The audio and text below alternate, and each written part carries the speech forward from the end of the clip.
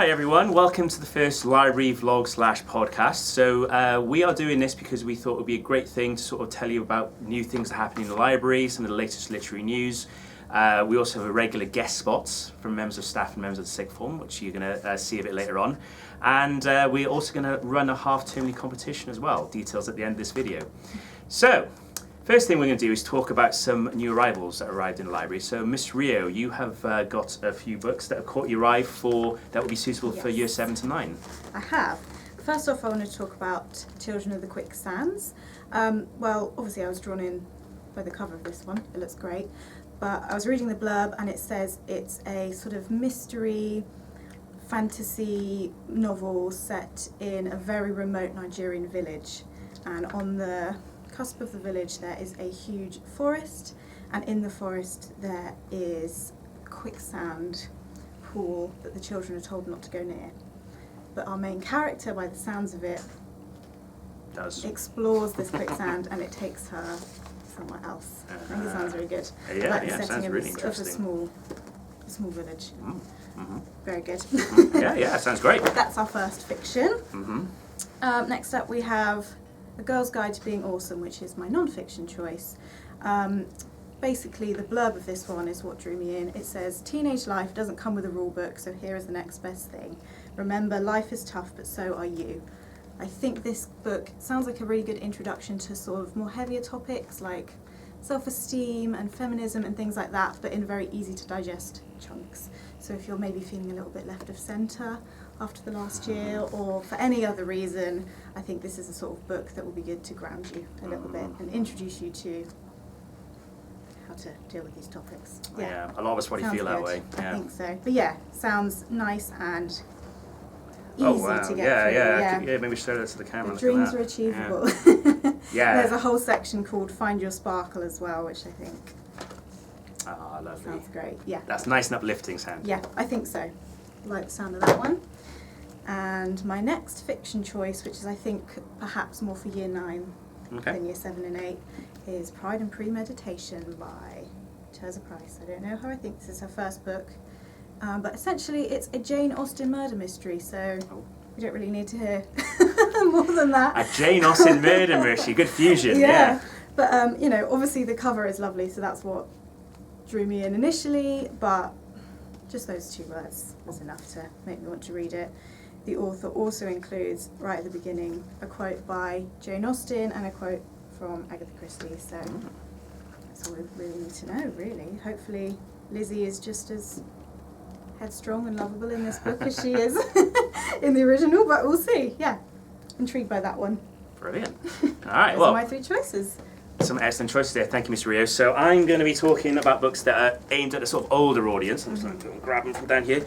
So my first choice is, and this is a book that's dear to my heart. It's called Burning the Books by Richard Avedon. Now this is written by the guy who is in charge of the Bodleian Library at Oxford University. So I can't think of a better qualified person. I suppose for us, you know, librarians like me, I guess he's kind of like God or something, essentially. So some sort of deity, some sort of book deity. So now this really caught my eye for obvious reasons, but also it's about how how we're living in a digital age and everything's online more and more, and it's just a sort of comes across as a plea for the need for libraries and need for books, because the knowledge that are distilled in books are not the same as you can just get from a Google search.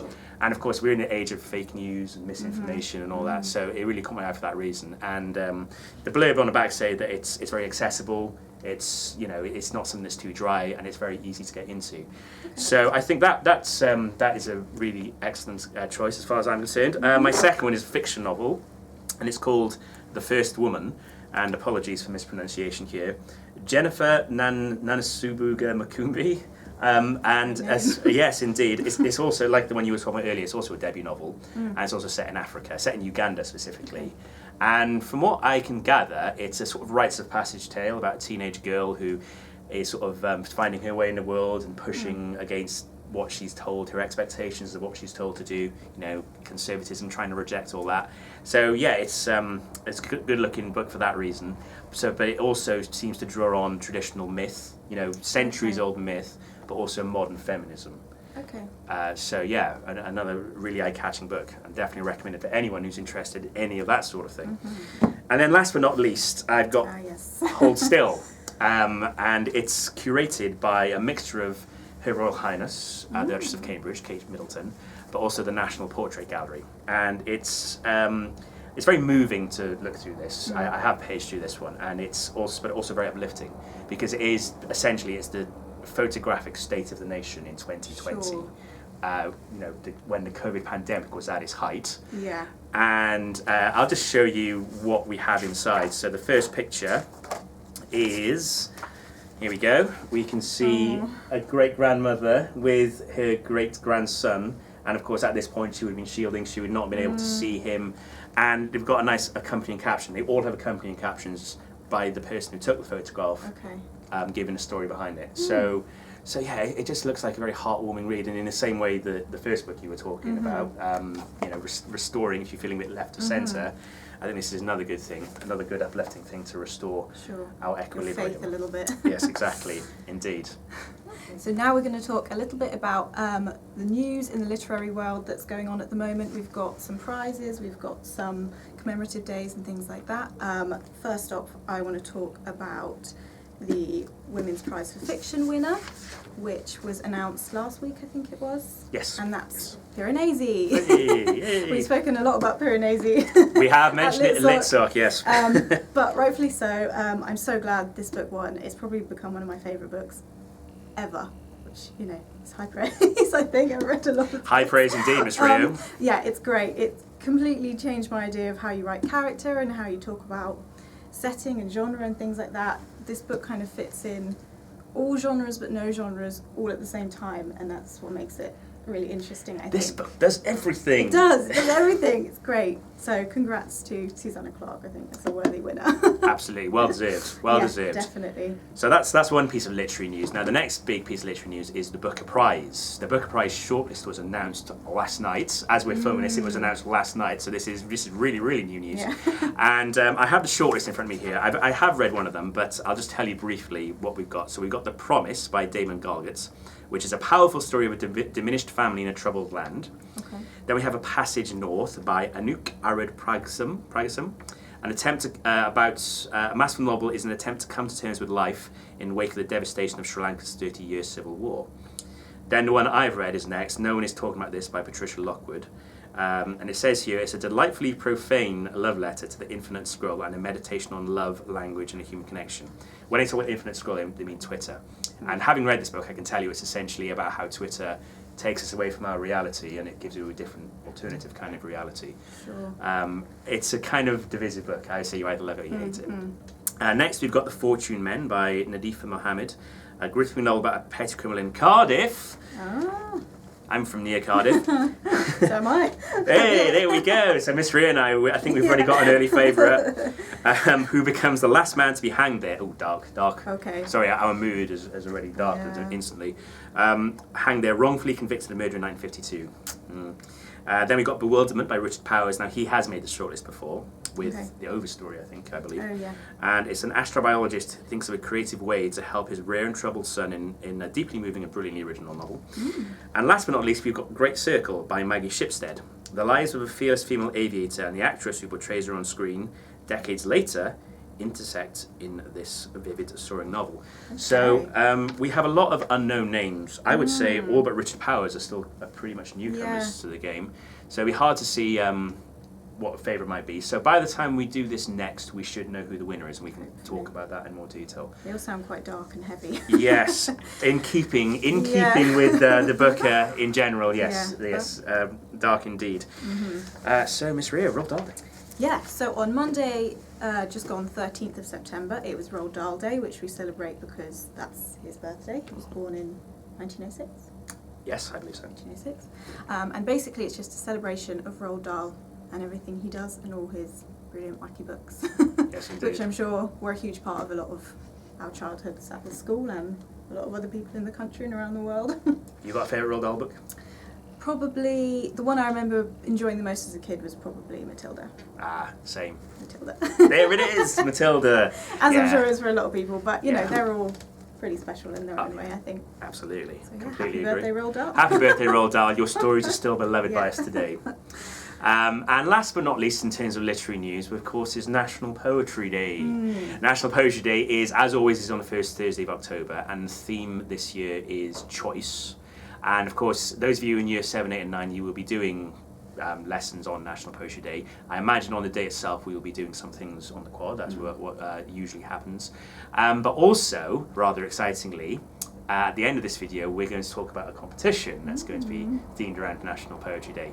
So watch that in a few minutes. Now, before we get to that though, I'm delighted to introduce our next segments. So as I said at the start of the video, we do have a regular guest spot. And this half term, our special guest, is that amazing, fantastic, well-read maths teacher, Mrs Guinan. And Mrs Guinan is going to be answering a few questions about her reading likes and her habits. So without further ado, let's hear from Mrs Guinan.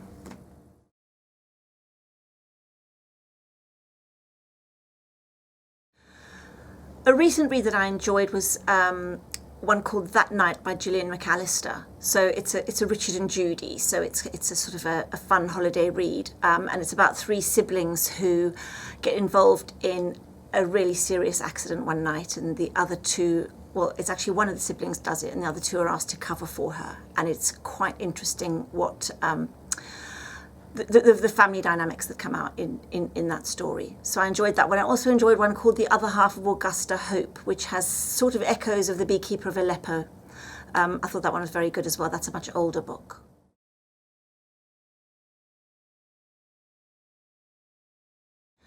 I don't think there are any books that I can't stand. There's one book that everybody loves, and all my adulthood, everyone said what a fantastic book it is, and I've just never been able to get into it, and that's Captain Corelli's Mandolin. So I wouldn't say I can't stand it, I just can't seem to get into it. So I think that's more my fault than the books. I don't know.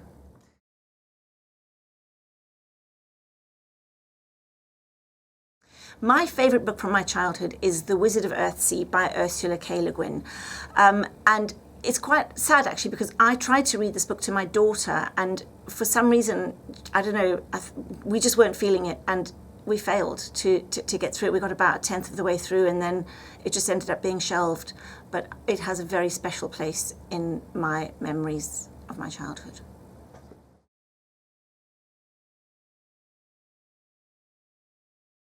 On my to be read pile at the moment, actually I've got a Kindle now, I got one for my birthday last summer.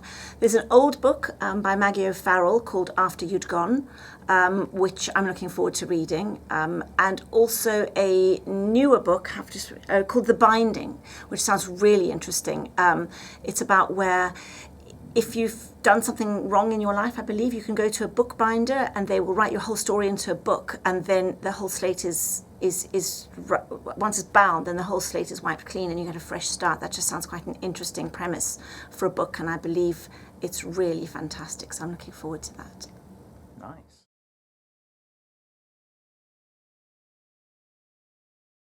So my 3 desert island books are, it's difficult because on the one hand I want to say 3 books that I haven't read, but then what if I don't like them? So The Time Traveller's Wife by Audrey Niffenegger, I know it's not a book that's highly regarded among sort of the literary intelligentsia, but I really enjoyed it, and I love the whole sort of mechanics about things that it's about somebody who goes back, a man who goes back and forward in time, and so he went back and he knew his wife when she was a child, and it's quite interesting to think about things that he knew before he should have known them, and that sort of thing, and I would love to read that book again. Also The Wizard of Earthsea, which, as I said earlier, was one of my favourite ever childhood books, and I tried to read it again with my daughter and we didn't manage, and I would love to read that again. If I was stuck on a desert island, I definitely would. And then another book that I've read in about the last 5 years that I really loved was by Lionel Shriver, and it was called The Mandibles. And it's a family saga set in a sort of a dystopian future in America, of a time when the American currency basically becomes completely valueless internationally, and the whole of American society falls apart, and it is a very interesting and clever and slightly scary book. Those would be my 3 that I would very happily read again, and quite likely again. Don't know how long I'm going to be on this island for, but I think those 3. Okay, so to conclude the podcast and vlog, as I was saying earlier, details of the competition. So to commemorate National Poetry Day, we are going to challenge you to either tweet us, so a tweet length mini poem, or write a poem of no more than 3 lines. Can be a haiku if you like, doesn't have to be, but no more than 3 lines, and write that and put it in our entry box that is going to be on our library counter. The deadline for this is going to be National Poetry Day itself, and we would like you to be as creative as you can. It doesn't have to be on the theme of choice, but fittingly enough, on the theme of choice, I think, you know, all the possibilities are endless. So, And the winner will be announced in the next podcast/vlog. exciting. I also wanted to mention that we will have an accompanying newsletter for this podcast vlog. And that will basically detail everything we've spoken about here, and if there's any books that you wanted to remind yourself on that we mentioned, they will be listed there, and the covers for those books will be there, and you can find out more information about what we chatted about. Fantastic. So that brings us to the end of our first Yeah. library podcast/vlog. Until next time, Yeah. keep reading. Bye. Bye.